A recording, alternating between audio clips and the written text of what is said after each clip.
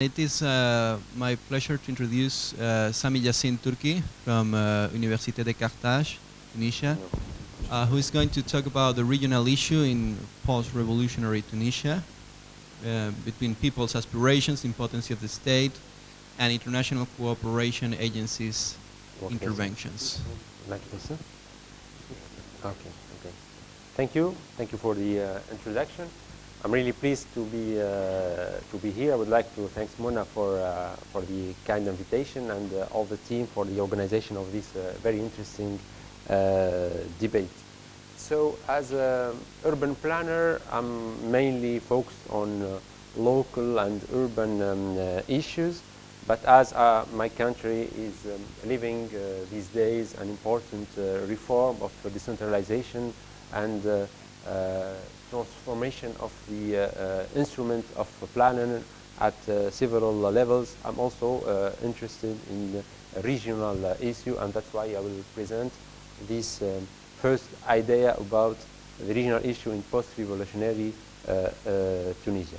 So for that, I will begin by trying to give a picture about the regional issue before and after 2011, the date of the Tunisian uprising, and then try to study how our public authorities try to deal with this issue, and at the same time how international agency acted and how what were their modes of intervention and interaction with the public policy. And at the end, I'll try to give an overview of the decentralization process and try to question these problematic through this concept. So in Tunisia, before 2011, and there have been strong disparities between the coastal region of the country and the interior areas. So this is the main characteristic of development in Tunisia for decades, and I may say since the French protectorate, and we can read also in history when Phoenicians came from here to Tunisia, to Carthage, to Sfax and other cities. They implemented counters on the coastal area without strong relationships with the interior areas. So in addition to this form of inequality, we have other forms of disparities between the main cities or the capital cities of the governorate and the other peripheral towns, at the same time between urban and rural areas, and between, of course, planning neighborhoods and informal settlements. So if you are in an informal little settlement of a peripheral town in the interior region, so we have very, very low access to facility and a high rate of unemployment and under development. So this situation was among the dimension of the uprising in 2011. So people on the street, on the public spaces, were asking for democracy, for human rights, for the departure of Ben Ali, but also some of them were asking for more equilibrium, for the right to development, the right to facilities, the right to infrastructures, etc. So the Tunisian revolution is at the same time a political fact, but also concerns the development issue. So before 2011, the state tried to different policies to have some answers to these situations. So in the 80s and the late 90s, the state produced two master plans for the development of the country. The first one tried to apply a sort of equilibrium between the cities in the coastal area and the interior region but it failed. So 15 years later, they changed the master plan and tried to build relationships between interior cities and the more developed ones in the coastal area, but it also failed. So, but if we see the investment per capita through the coastal area and the interior, we can see that the public investment per capita are more important in the interior area than in the coastal one. But the difference concerns here the private investment that are more concentrated on the coastal area, which means that the investments made by the state did not allow and encourage private to invest in the interior area, and even investors from these regions are investing their money in the coastal area. So this is a big concern in Tunisia now. And as I said, there are other forms of inequality at other scales.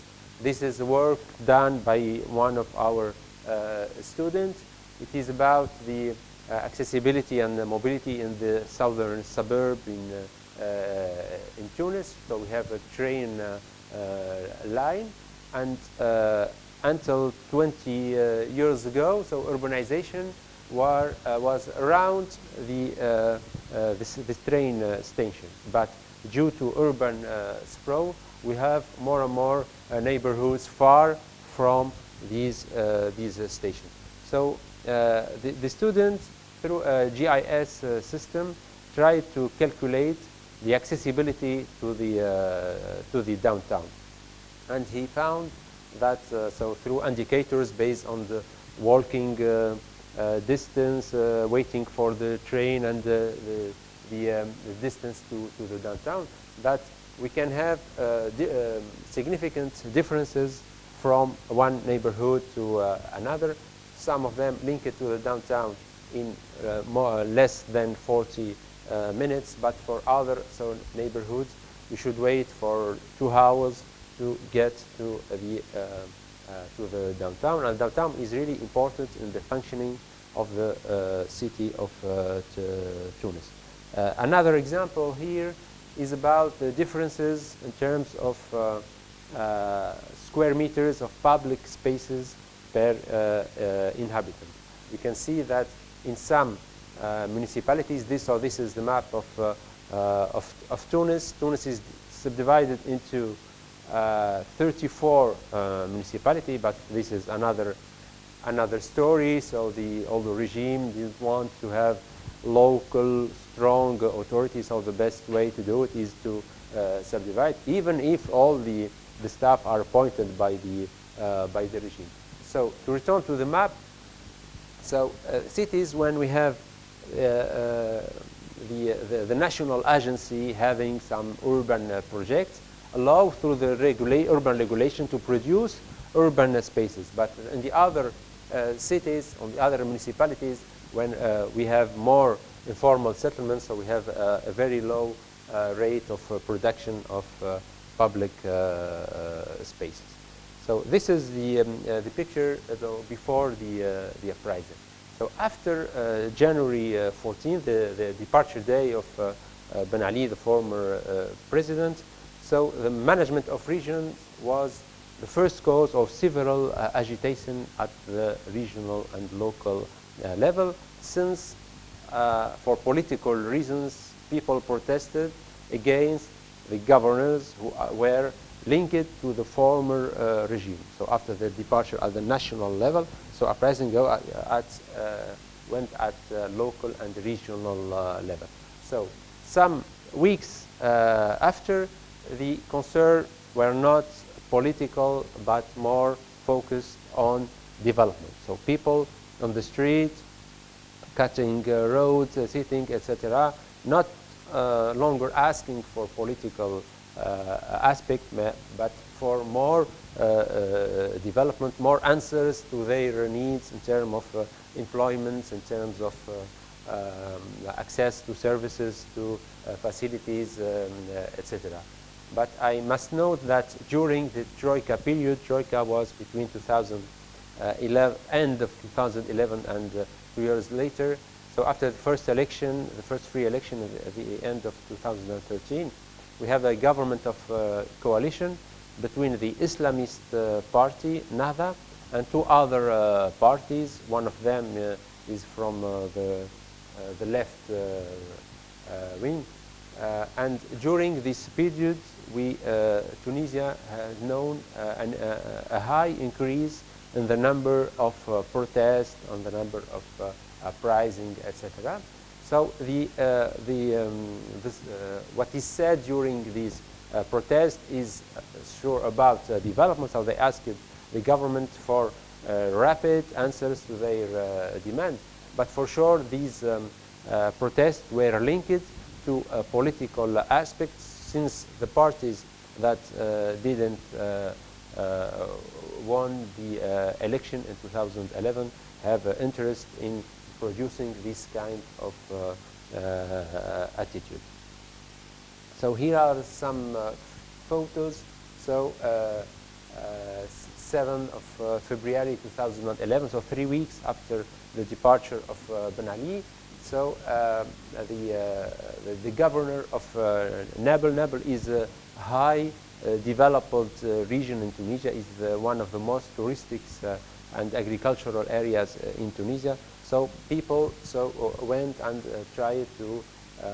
The term used is dégage, which means in French go out. It is the term used against Ben Ali, and then used against the governor there.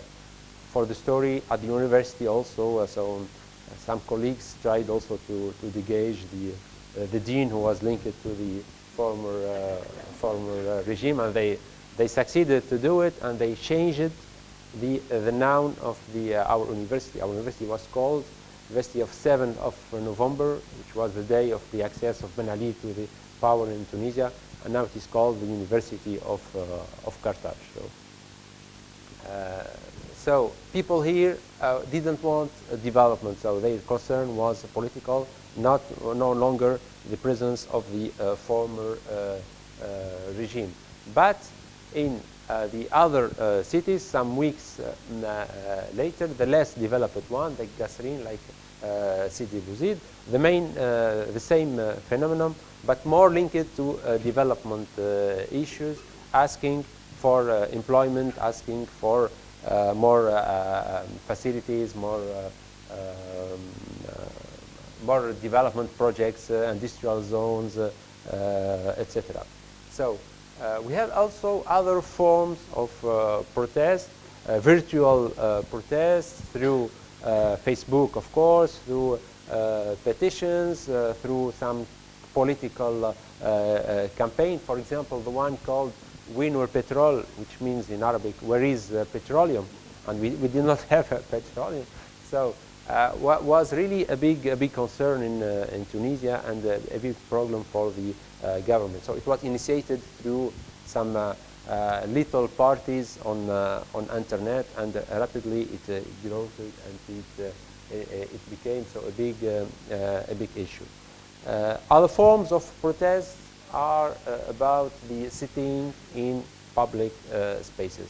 What is interesting to note is that even if these persons are from the less developed country or the interior, the cities in the interior region of the country, so the sit-in were organized in Tunis. So they went from Kasserine, Sidi Bouzid, Gibbs, etc., to Tunis in front of the parliament or the government or other known public spaces, asking for more visibility, since when they tried to do it in their cities, it was not interesting for media to travel there, to take them in photo, and there to make some video documents.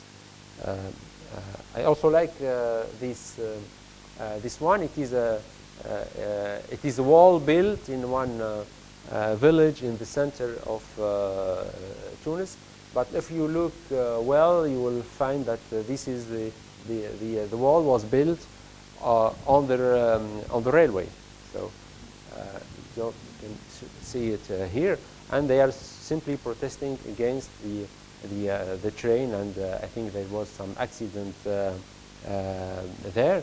So they built the wall to make it impossible to have the train there, and it was really nice because it was shown on the television before the activity of the ministers, etc. So it was quite ridiculous for the government. So as you can see, we passed rapidly from authoritarian regime to post-democratic one.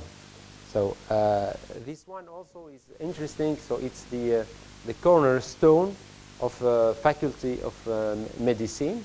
So it does not exist, but it was realized by people. So they prepared it. They assigned a plot of field to build, and they tried to oblige the government to do the faculty in this governorate of Gebes, and not in the governorate of Sidi Bouzid, where the government tried to implement the faculty. So I will not have enough time to explain this, but rapidly, in this period, 2011, I compared the proposal of the civil parties in Tunisia. So we have 150 parties, but not all of them have proposals. So when I did this work, I found that there is a big convergence on the main issues about decentralization, a model of regional and local planning. So, but the actions of the local, of the national levels were after that more difficult, because the first action was to quadruple the budget of regional development. So they thought that the only problem is the problem of budget, so they multiplied by 4. And they tried to adopt some participatory approaches, but it was also simple approaches. So they prepared some meetings, and they were only copying the demands of the people and trying to transforming them into programs.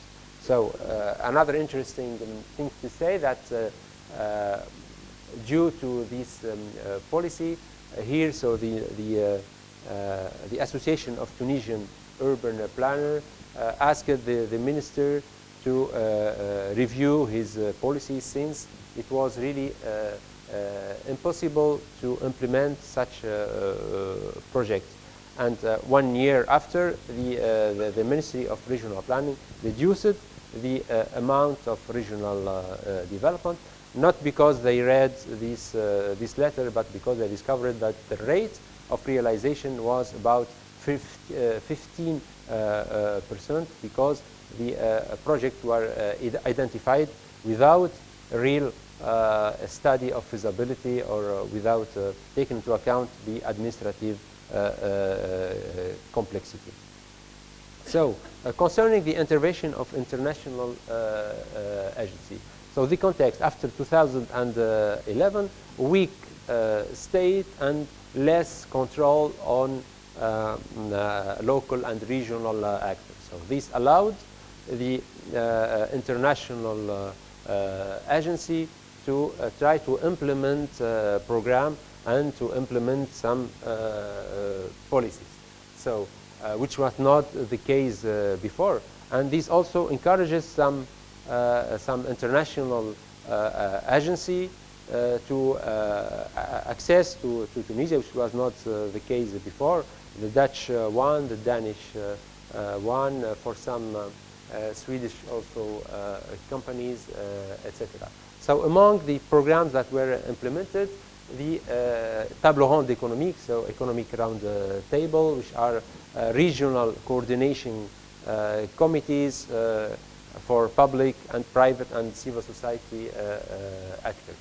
Also the GIZ tried to implement some new planning documents called PRED, also aiming to have this regional debate and coordination between actors. It is also interesting to note that the program of the JZ is named Support to Regionalization Program. So the term regionalization did not exist in any official documents in Tunisia, and it is not used, contrary to the Morocco, it is not used also in the political speech. So the only place when you can find it is into this policy. So also some other implementers try to implement city development strategy, and all these programs were neglected by the state. The only time when it was a national interest for this program were when GIZ tried to generalize the development process of PRED to the 24 other governorates. The Ministry of Regional Planning asked GIZ to transform the program into assistant to the ministry and its regional representatives for the preparation of the National Development Plan, the first National Development Plan after the revolution, so 2016-2020. But since the ministry were more preoccupied by the action plan, so few efforts were made for the preparation of the participatory diagnosis and for the common vision of regional development. So the implementers found themselves in a difficult position, so they supported a program, but their own objectives were not realized due to that. The final one is about the decentralization. We are engaged now in a deep decentralization process based on some important principles like a posteriori control, subsidiarity, election of regional councils, etc.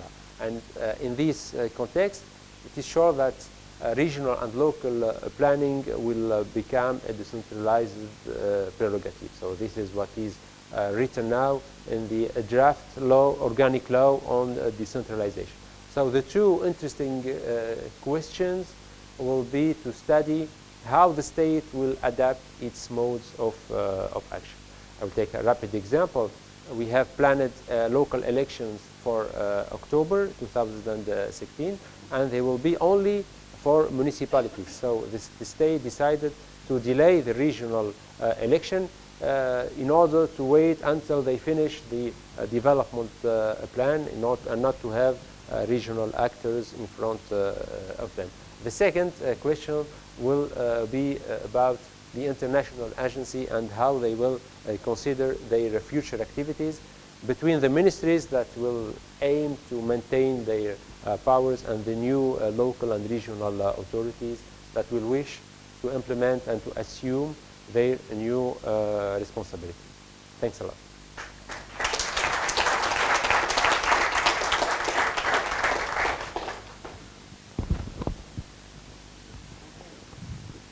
Thank you very much, Sami, for your presentation, which actually brings very interesting questions on the connection between decentralization and participation, decentralization and development, and how all those concepts are connected among them. So right now it's time for questions. So the questions that you had written down, we will have 2 or 3 questions for each panelist, okay?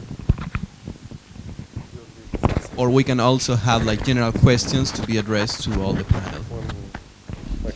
So we have one question.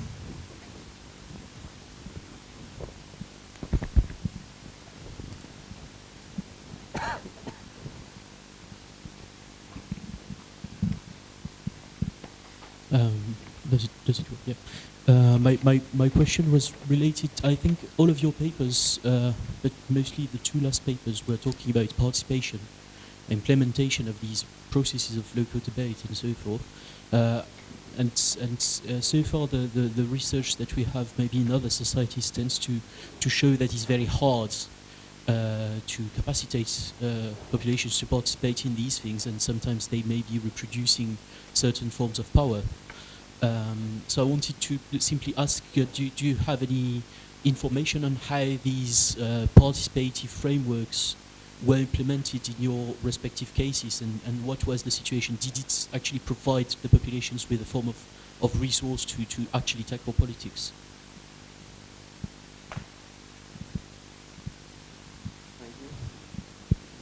So, any of you want to, or we group all the questions, or we? Maybe.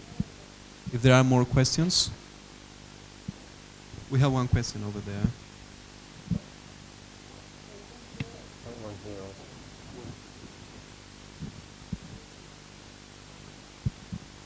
Hello.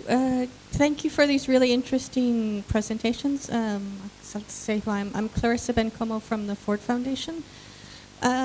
Several of you in earlier sessions talked about the role of international donors. The EU came up in several presentations in particular. And I wonder if across the group you could reflect on the role of the internationals in a more granular, disaggregated way. I'm wondering about questions of, if we look at the EU, multiple mechanisms, funding mechanisms, and how that may be affecting the role that they're playing. The question about who within any country leads in the donor community. In earlier periods, you used to see, for example, the World Bank playing a key role in sort of setting a policy framework and in mobilizing other donors to put money into projects under that framework. In the countries that I look at, I'm not seeing that role so much right now. In other places, UNDP might have done that. But who, in your context, who's playing that kind of role? The issue of, for some of the donors, just the need to move money. And you see that in particularly with the IFIs, and particularly in moments of conflict where donors get scared and hold back and then suddenly have a backlog of funds that they need to move. I think we've all seen that in many of these countries, or jumping from one country to another. Egypt gets hard, let's move to Tunis. And the last thing I would ask is just about what are reasonable expectations for the types of work that international donors would be funding. I think from the donor side, what they are often looking for is the one-time project investment, technical support for drafting a law, work on an action plan. Whereas what I think all of your presentations highlighted is the need for sustained funding for running costs at different level of government, how the work actually gets done. A project that capacitates an individual is fine, but if that individual's job salary isn't covered and everything else that needs to happen to make that person's role function, the work isn't going to get done. So where then, what can be done from your perspective to actually shift to cover the actual costs of the work that needs to happen?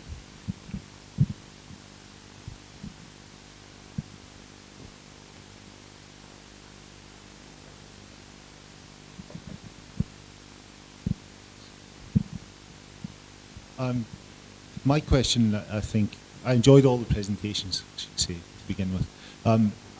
My question maybe comes at similar issues to the other two questions, but my question's focusing on the central state or the national state. I mean, my impression of all three presentations was that there is a massive amount of experimentation going on, and that there is almost a froth or a proliferation of different strategies and interventions. And at least a couple of your presentations, I think probably all three of your presentations, pointed out to a greater or lesser extent that there seems to be strategic manipulation, might be too strong a word, but it seems strategic, manipulation by the national state in terms of how they're dealing with these experiments of regionalisation and localisation and participation and so on, where they still have the ability to maybe have quite a lot of control. Like, for example, in Sylvia's presentation about the king as arbiter in the end. And I just wonder if I think it relates to those two other questions. This seems like just amazing, like from someone from completely on the outside of it, it just seems amazingly complex to the point of being, it's almost like the ideal of participation and decentralization gets to the point of just being fragmentation. And is that fragmentation really in the interest of the existing central state? Maybe I'm just too cynical.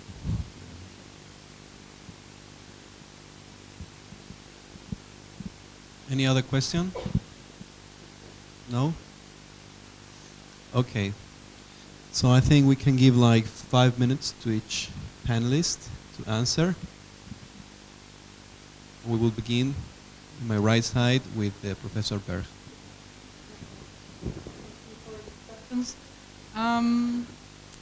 What form of local participation, what is happening?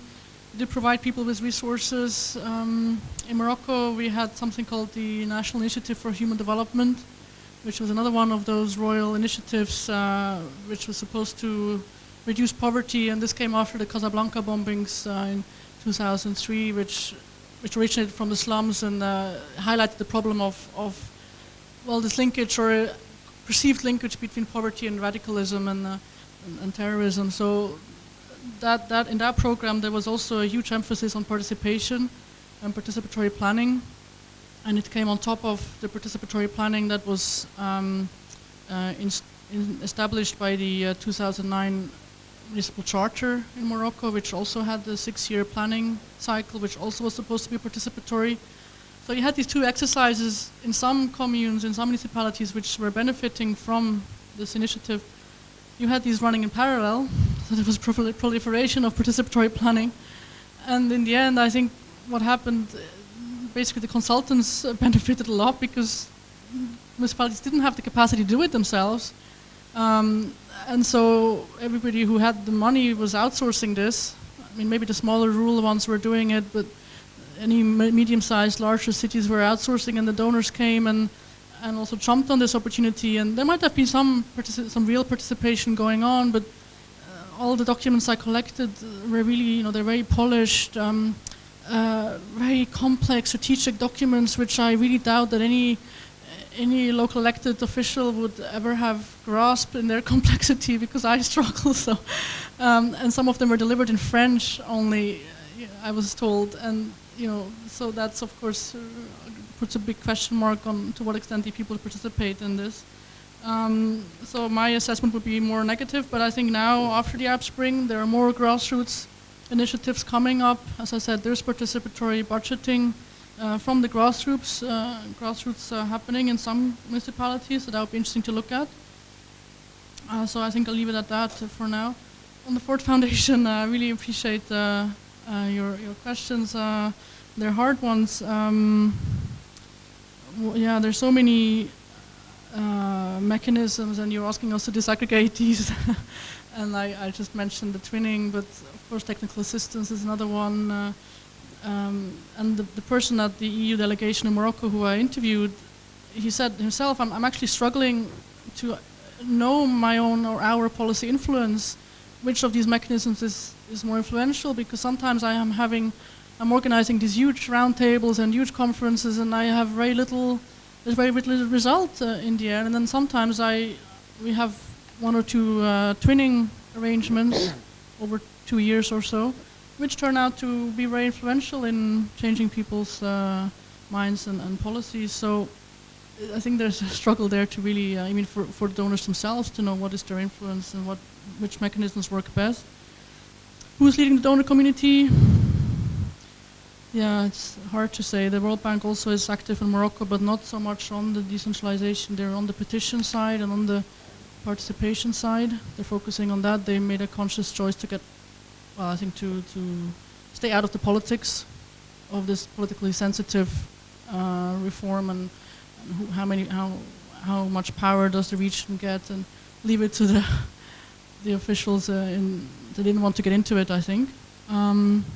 UNDP seems to have a leading role in the UN system for sure. They're trying to coordinate. Yeah, but it's I'm not sure there's a leader, to be honest. Reasonable expectations for what donors can do. Yeah, I guess you were sort of asking us for our recommendations, and yeah, staying there for the long term is I guess the most simplistic in a way answer, or maybe that I can give you. But I think just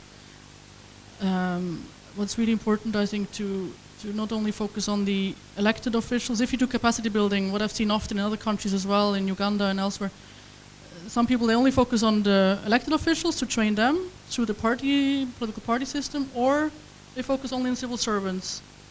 But you don't bring them together, and I think the most fruitful thing is to bring them together and train them at the same time, because then you can get rid of some of the mistrust that exists between those groups, because in the end they are running the municipalities together, and if you train only one, they actually get suspicious and think, well, these are, you know, the politicians or the civil servants, they're getting all these trainings and I'm left behind, and I don't know what's in the laws, and I don't know what, and so this creates a lot of mistrust. So I think training all the stakeholders together is, I think, maybe one advice. Yeah, and on Eugene's point, I guess I just yeah, finished. I mean, I agree. I think that's what we're seeing. We're seeing fragmentation, and I think right now it's benefiting, in the Moroccan case, the elites. I think I tend to be a bit cynical. It's almost like this confusion is generated on purpose. But on the other hand, the Ministry of Interior, there's a struggle within. We should not reify the state in this case. There's an old guard and the new guard in the Ministry of Interior, and the old guard is very afraid of all these participatory discourses, and the new guard is saying, well, but it's in the constitution, so we have every right to promote this and to get money to do this. So there's a struggle there going on, I think. That's what I can say. Thank you, Professor Berg. Professor Sami Turki. Thank you. The first thing to say is that the decentralization process and the review of the instrument of regional and local planning are not a decision of the state to improve its way of working, but it was simply an outcome of the revolution. It was impossible in Tunisia post 2011 to continue business as usual, and international implementers were aware of this, and they tried to implement some programs in these directions. But they were not only the only actors that did so.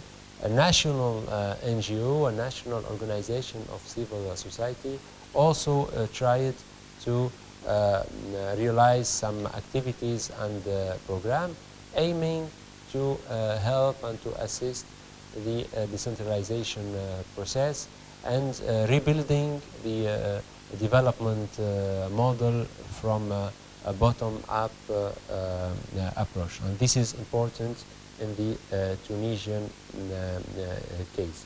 To give an example of what was done, I said during my speech that we prepared not only the Constitution chapter on the decentralization, but also the organic law on decentralization. And for this organic law, several consultations and participatory meetings were realized, and supported by many implementers, and websites were organized, and all the suggestions of civil society organization, of the representatives of mayors, of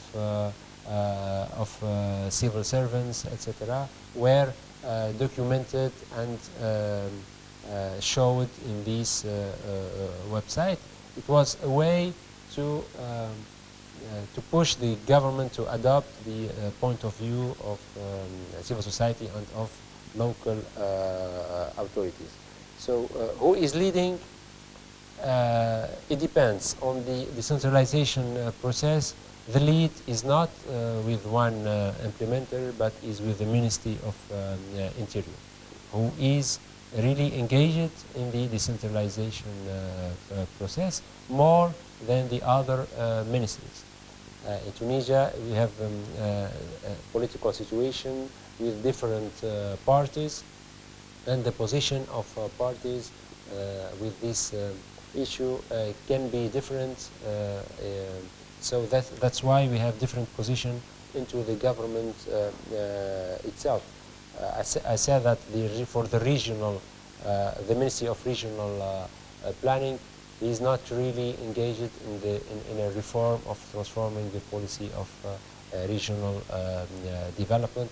But in this field, GIZ is more concentrated on the regional level, since all the other implementers are trying to do their work at the local level with municipalities.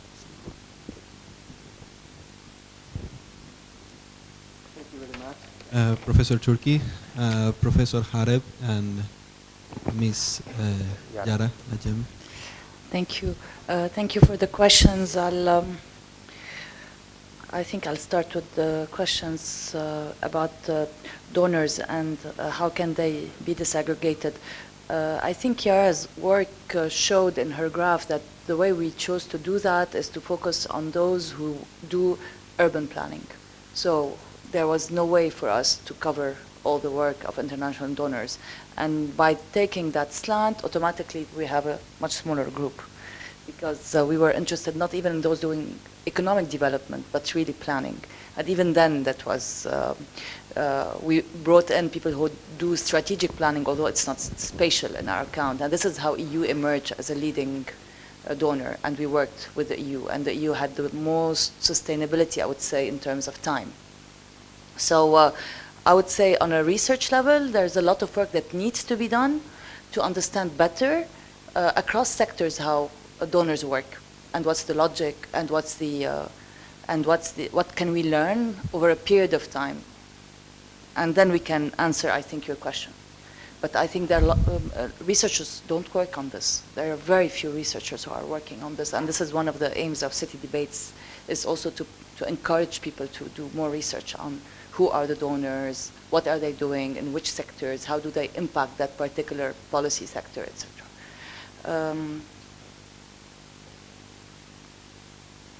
Yeah, and this is, I would say, it's by, we hope through this type of debates and our work of influencing their policy agendas. So by, publishing on this is what we do. We hope that they will read us and understand how they can do a better job at this. Now I'll jump onto the question asked by Eugene. I think it's a very good question, and I too was very cynical when I first started looking at this, and I'm like, this is just like recirculation of rent. It only benefits the experts and the donors, and they're pushing money, And then I don't know why at a certain point I'm like, I think I read Jenny Robinson and Supernell, and in one of their papers they argue that there are still opportunities there, pretty much what we heard this morning. And I was like, can we try to look what works and under what circumstances? And we shifted, I would say, our research agenda along those lines and selected a positive bias of like, okay, let's look at the ones who, against all these constraints, are still managing to do something, as little as it is, because we have a state that always recuperates, always co-opts, and will benefit its own political elites. But there are still people out there inside the municipalities and the Union of Municipalities, and this is what I think is very interesting in the case of Lebanon, but I think in the presentations this morning we saw that these people exist everywhere.